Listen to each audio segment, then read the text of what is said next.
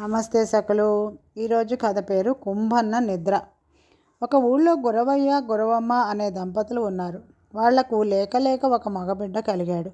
ఆ బిడ్డ పుట్టాక ఒంగా అని ఏడవలేదు, కళ్ళు విప్పలేదు, కంగారు పడి మంత్రసాన్ని గిల్లినా కొంచెం కదిలాడు తప్ప ఏడవలేదు. పాలు పట్టించబోతే మాత్రం నోరు తెరుస్తున్నాడు. అలా ఒక వారం రోజులు గడిచినాక వాళ్ళ ఇంటికి ఒక సాధువు వచ్చాడు. గురవయ్య ఆయనకు విషయం చెప్పి బాధపడ్డాడు. సాధువు గురవయ్యను పిల్లవాడు పుట్టిన సమయం, నక్షత్రం అడిగి తెలుసుకుని ఏవో లెక్కలు వేసి ఆశ్చర్యపోయి, ఆహా అదా సంగతి అని ఒక క్షణమాగి, గురవయ్య, నువ్వు అంతగా విచారపడవలసిన అవసరం ఏమీ లేదు. నీ కొడుకు అంతో ఇంతో కుంభకర్ణుడి అంశలో పుట్టాడు. త్రేతాయుగంలో కుంభకర్ణుడు సగం నిద్రలో లేచి యుద్ధం చేసి చనిపోయాడు కదా. ఆ నిద్ర మోజు తీరక మళ్ళీ ఇలా జన్మెత్తాడు. ఆ కుంభకర్ణుడు ఏడాదిలో 6 నెలలు మెలకువగా ఉండి 6 నెలలు నిద్రపోయేవాడు. నీ కొడుకు మాత్రం ఏడాది పొడుగునా ప్రతిరోజు చాలాసేపు నిద్రపోతూనే ఉంటాడు. ఇప్పుడు ఇంకా రోజుల పిల్లవాడు కాబట్టి మొత్తం అంతా నిద్రే. ఏడిస్తే నిద్ర తేలిపోతుందని వాడు ఏడవటం లేదు అంతే అని చెప్పాడు. సాధువు మాటలతో గురవయ్య దంపతుల మనసుకి కాస్త ఊరట కలిగింది. వాళ్ళు ఆ కుర్రవాడికి ముద్దుగా కుంభన్న అని పేరు పెట్టి పెంచసాగారు. వాడు ఉదయం నిద్రలేచి కాలకృత్యాలు తీర్చుకుని పాలు పలహారం పుచ్చుకుని నిద్రపోయేవాడు. మళ్ళీ మధ్యాహ్నం భోజనం, నిద్ర, సాయంత్రం పలహారానికి, రాత్రి భోజనానికి లేవడం తప్ప మిగతా సమయం అంతా వాడికి నిద్రతోనే గడిచిపోయేది. ఏ పని చేయకుండా ఆహారం మాత్రం తీసుకుంటూ ఉండడం వల్లనేమో వాడికి భారీ కాయం వచ్చింది. 5 సంవత్సరాల వయసులో కుంభన్న బడికి వెళ్ళడం మొదలుపెట్టాడు. వాడు బడిదాకా నడవలేకపోతే తండ్రి వాడిని ఒంటెద్దు బండిలో పంపేవాడు. కుంభన్న బండిలో నిద్రపోయేవాడు, బడిలో కూడా నిద్రపోయేవాడు. ఈడుకు మించిన శరీరంతో వాడు పిల్లల మధ్య రాక్షసుల్లా ఉండేవాడు. తీరిక వేళల్లో పిల్లలు వాడి శరీరంతో ఆడుకునేవాళ్ళు. అలా కుంభన్నకు 16 ఏళ్ళు వచ్చాయి. వాడికి మరింత మహాకాయం వచ్చింది. కానీ అక్షరం ముక్క అబ్బలేదు. కోపగించుకుంటే నిద్రాభంగం అవుతుందని కుంభన్న తనను ఎవరు ఏం చేసినా ఏమీ అనేవాడు కాదు. అందువల్ల వాడంటే అందరికీ ఇష్టంగా ఉండేది. గురవయ్యకు గురవమ్మకు కొడుకు భవిష్యత్తు గురించి బెంగ పట్టుకున్నది. వాడిని మామూలు మనిషిని చేయాలని వాళ్ళు ఎన్ని ప్రయత్నాలు చేసినా ఫలించలేదు. అలాంటి సమయంలో కుంభన్న జన్మరహస్యం చెప్పిన సాధువు మళ్ళీ వాళ్ళ ఇంటికి వచ్చి విషయం తెలుసుకున్నాడు.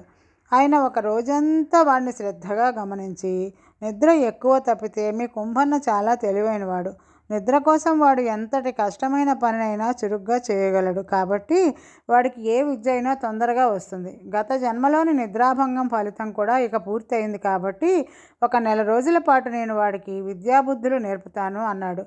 సాధువు ఉపాయం ఫలించింది. నిద్రపోవడం కోసం ఎంత కష్టమైన పాఠాన్నైనా క్షణాల మీదే నేర్చుకుంటూ 4 రోజుల్లో అన్ని సంవత్సరాల్లో మిగతా వాళ్ళు చదివిన చదువంతా వంట పట్టించుకున్నాడు కుంభన్న. సాధువు వాడిని ఎంతగానో మెచ్చుకుని, ఎంతో చురుకైన వాడివి, నీవు ఇప్పుడు ఏ గురుకులానికైనా వెళ్ళి గొప్ప గొప్ప శాస్త్రాలు అభ్యసించు, లోకానికి ఎంతో ఉపయోగపడతావు అన్నాడు. స్వామి, ఎక్కువసేపు మెలకుగా ఉండడం నా వల్ల కాదు. తమరు మహాశక్తివంతులు కదా, నాకు కలలోకి వచ్చి పాఠాలు చెప్పండి అని సాధువును కోరాడు కుంభన్న. అలాగే, నీ కలలోకి వస్తాను, కానీ నువ్వు భోజనం కూడా కలలోనే చేయాలి, తెలిసిందా అన్నాడు సాధువు. కుంభన్న సరే అన్నాడు. సాధువు కుంభన్నకు కలలో కనిపించి పాఠాలు చెప్పసాగాడు. కుంభన్న కలలోనే భోజనం చేశాడు. కానీ అందువల్ల వాడికి పాఠం అబ్బలేదు, కడుపు నిండలేదు. అలా 4 రోజులు గడిచాక నీరసంతో కుంభన్నకు నిద్ర పట్టలేదు. కాలక్షేపం కోసం వాడు ఊరంతా తిరుగుతూ ఉన్నాడు. అప్పుడు వాడికి ఎంతో ఊరు అందంగా కనిపించింది. ఇక ఆగలేక బయట పూటకూళ్ళ ఇంట్లో భోజనం చేస్తే ఆ తిండి ఎంతో రుచిగా అనిపించింది.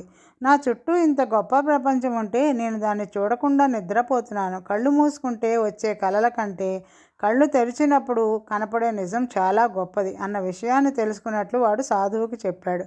మనిషి పుట్టినవాడు కలలు కనడానికి తక్కువ సమయాన్ని, కలలు నిజం చేసుకోవడానికి ఎక్కువ సమయాన్ని వెచ్చించాలి.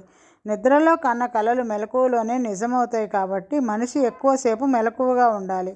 అయితే కృషి లేని మెలకువ కూడా నిద్ర వంటిదే కాబట్టి ప్రతి మనిషి అపారమైన కృషి చేసి 10 మందికి మేలే చేయాలి అని సాధువు కుంభన్నకు హితబోధ చేశాడు.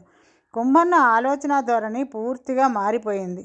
వాడు క్రమంగా సకల శాస్త్రాలు అభ్యసించి చాలా గొప్పవాడయ్యాడు. ఇప్పుడు తక్కువసేపు నిద్రపోతున్నా వాడికి నిద్ర పూర్వం కంటే ఎక్కువ సంతోషాన్ని ఇస్తోంది. మరొక కథ.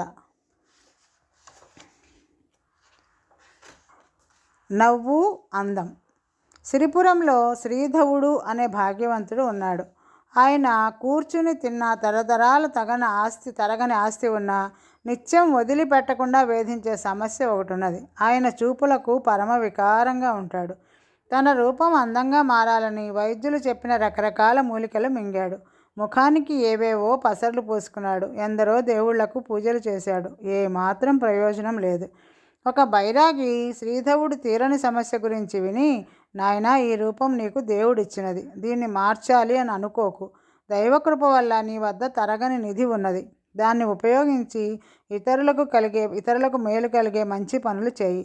అప్పుడు అందరికీ నీ రూపం తప్పక అందంగా కనపడుతుంది అన్నాడు. తన డబ్బును తనకే తప్ప ఇతరుల కోసం ఖర్చు చేయడం శ్రీధవుడికి ఏమాత్రం ఇష్టం లేదు. అందుకని ఆయన బైరాగిని మరేదైనా ఉపాయం చెప్పమని కోరాడు. బైరాగి కాసేపు ఆలోచించి, హరిపురంలో ఉన్న మాధవుడు నీకంటే వికారంగా కనిపిస్తాడు. కొన్నాళ్ళు అతడి వెంట ఉంటే నీ రూపం నీకే అందంగా కనిపిస్తుంది. గీత ఇంకాస్త పెద్ద గీత పక్కనే చిన్నది కదా అన్నాడు. ఈ సలహా శ్రీధవుడికి నచ్చింది. ఆయన కొంత డబ్బు తీసుకుని హరిపురం వెళ్ళి మాధవుడిని కలుసుకున్నాడు. మాధవుడు నిజంగానే పరమ వికారంగా ఉన్నాడు. అతన్ని చూడగానే శ్రీధవుడికి పరమానందం కలిగింది. వెంటనే తనతో సిరిపురం వచ్చేయమని మాధవుడిని కోరాడు. మాధవుడు పేదవాడు. అతడికి పూట గడవడం కష్టంగా ఉన్నది. రెక్కాడితే కానీ డొక్కాడని అతడికి శ్రీధవుడు రోజు ఊరికే కూర్చోపెట్టి తిండి పెట్టి పోషిస్తానన్నాడు. అయినా అతడు రాను అనేసరికి శ్రీధవుడు ఆశ్చర్యపడి కారణం అడిగాడు.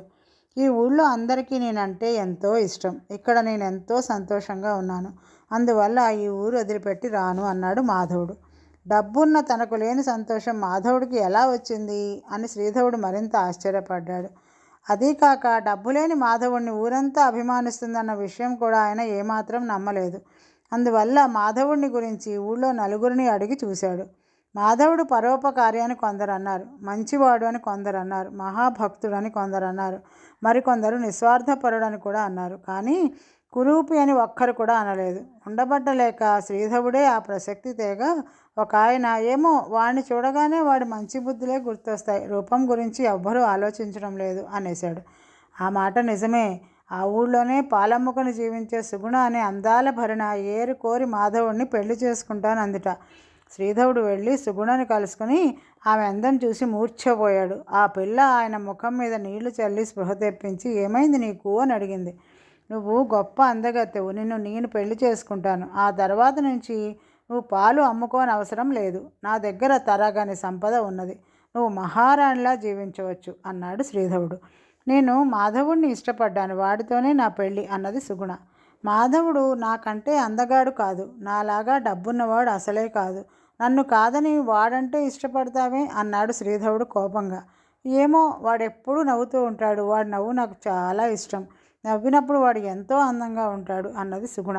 శ్రీధవుడు తను నవ్వాలనుకున్నాడు, కానీ నవ్వు రాలేదు.